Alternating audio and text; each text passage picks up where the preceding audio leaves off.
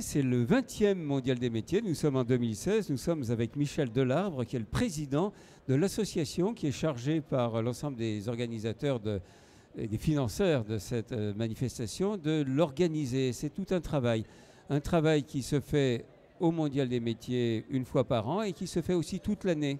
Bonjour monsieur. Bonjour. Vous connaissez le mondial des métiers de longue date parce qu'avant même d'être le président de la ROM, eh bien, vous aviez déjà l'occasion de connaître cet événement. Oui, en fait, j'étais partenaire de la ROM puisque j'étais directeur régional du travail, de l'emploi et de la formation professionnelle. Et que donc en 2004, quand je suis arrivé, j'ai appris à connaître la ROM et le mondial des métiers. Alors, qu'est-ce que ça vous a fait comme ça, une manifestation de cette ampleur? Comment est-ce que vous y êtes inséré avec les services de l'État qui sont vraiment très engagés dans le mondial? Alors, quand je suis arrivé, je me suis posé la question, quel est le sens de cette manifestation? Est-ce qu'on a notre place? Pourquoi on est là? Et je m'étais aperçu à l'époque, c'était donc en début 2005, que les services de l'État, et notamment donc la DRTEFP, n'avaient pas une vision extrêmement claire du pourquoi ils étaient là. Et je pense que cette vision s'est clarifiée au fil des années et qu'aujourd'hui, enfin depuis une dizaine d'années à peu près maintenant, les choses sont claires, c'est-à-dire le service public de l'emploi sait pourquoi il est là. Alors il est là pourquoi justement? Je crois qu'il est là parce qu'il il contribue à fluidifier le marché du travail, il contribue à travailler, à travailler sur un lien fort entre les écoles et les entreprises. Il contribue à essayer d'orienter la masse des jeunes et des demandeurs d'emploi vers les métiers porteurs et métiers d'avenir. Donc c'est tout un dispositif parce qu'en effet, c'est les jeunes, mais c'est aussi leurs parents et c'est aussi leurs professeurs qui sont engagés. Je crois que c'est bien, c'est bien tout à fait cela. Et je pense qu'on est de plus en plus dans un dispositif d'orientation tout au long de la vie. Il y a effectivement 10 ans, on était sur une manifestation qui était essentiellement tournée vers les jeunes. Et puis d'année en année, on s'est rendu compte que le service qui pouvait être rendu aux jeunes pouvait également être rendu aux adultes. Et l'ambition que j'ai en tant que président du conseil d'administration de cette association, c'est que nous accueillons dans les années qui viennent beaucoup plus d'adultes. C'est un peu le cas puisque hier nous avons constaté une augmentation du nombre d'adultes sur le salon, mais il y a encore des efforts à faire. Et donc adulte, pas seulement en tant que parent d'élève, mais en tant que personne qui soit étant en recherche d'emploi personnellement, soit ayant une envie d'évoluer, de changer de métier, de se former un petit peu plus, viennent.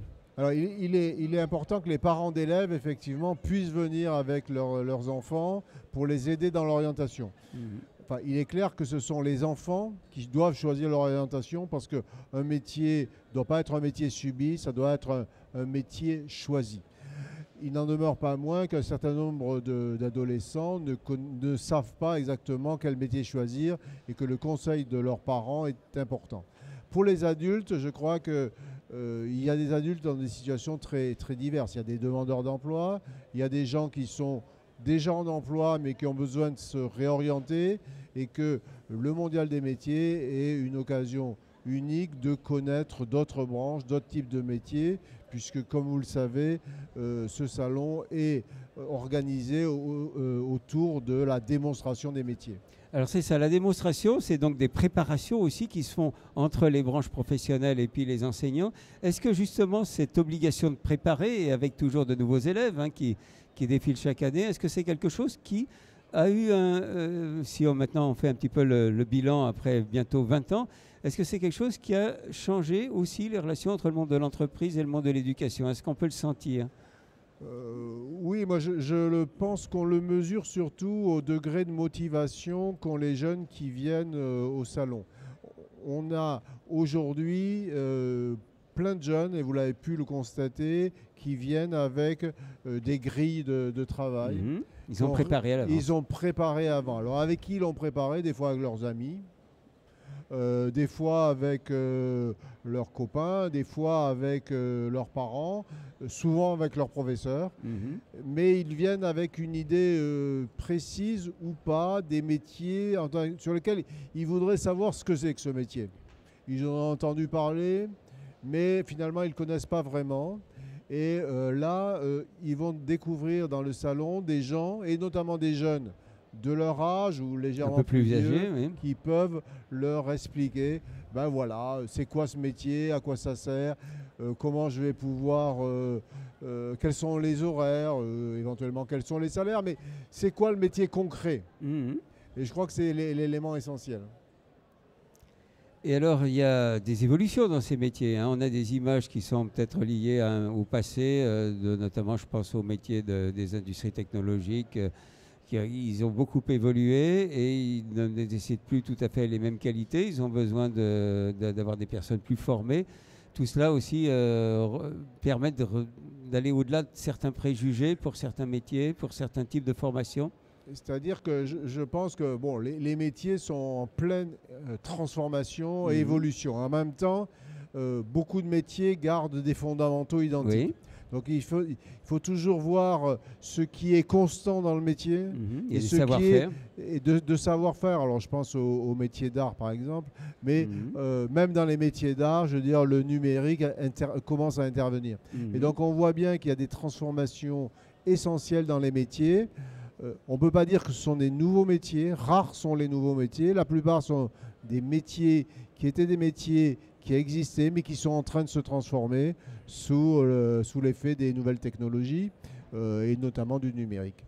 Alors, il y a une autre dimension du mondial, c'est que se sont développés depuis maintenant pas mal d'années des forums dans des différents territoires qui n'ont pas l'ampleur du mondial des métiers mais qui sont articulés avec le mondial des métiers.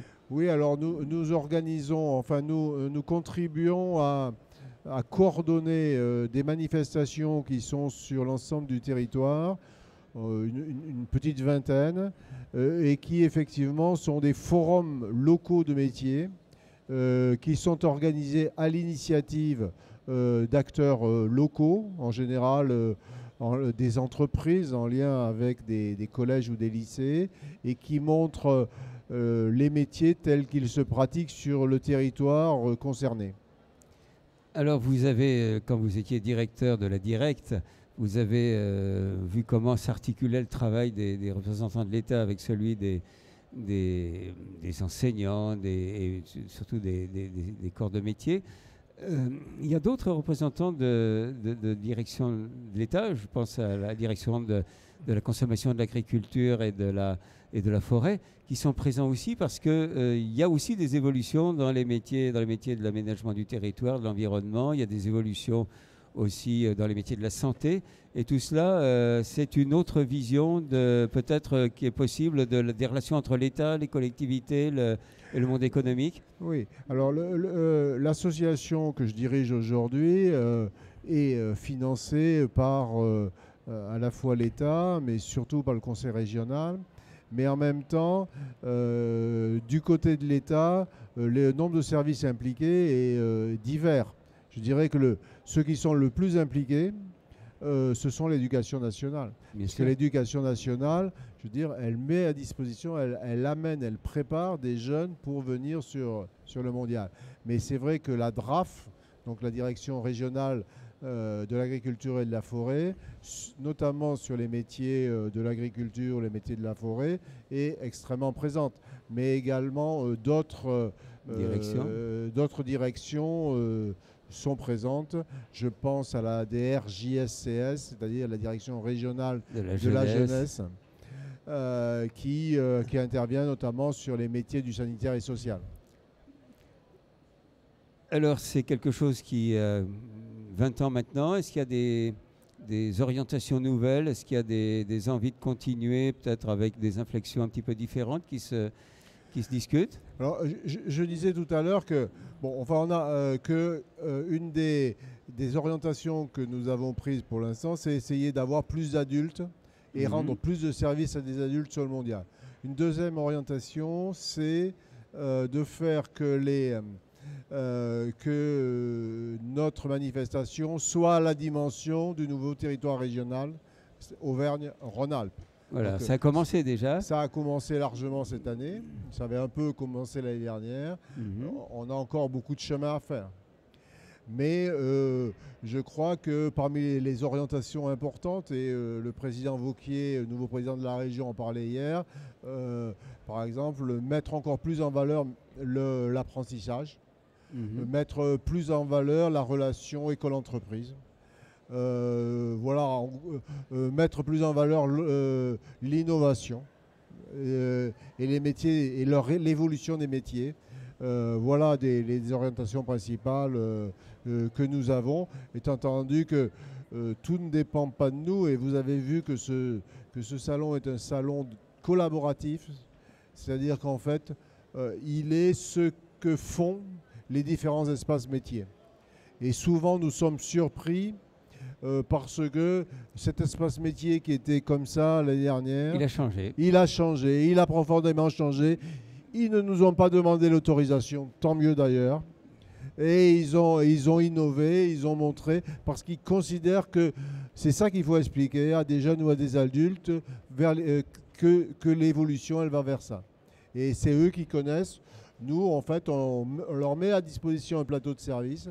Et ils sont en capacité d'évoluer, et on n'a jamais été amené à bloquer ces évolutions, parce que pour être efficace, le mondial a besoin de tous les espaces métiers, de tous les professionnels et de tous ceux qui s'investissent au long de l'année sur ces affaires. Très bien, mais merci beaucoup, monsieur. Merci beaucoup à vous.